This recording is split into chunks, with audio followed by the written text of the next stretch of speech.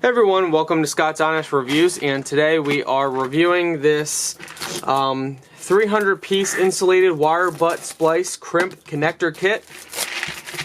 Now, if you've seen my reviews in the past of the heatsink ones, these are not heatsink.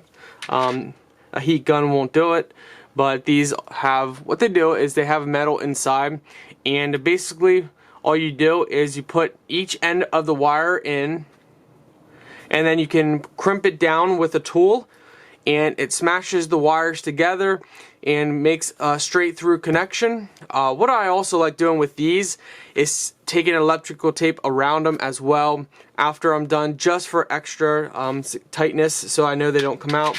So this is just a simple kit here.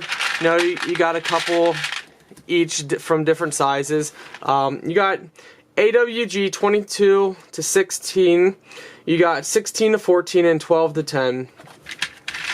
So overall, it's a nice kit, and it's going to work out good for my vehicle projects and when I'm building computers.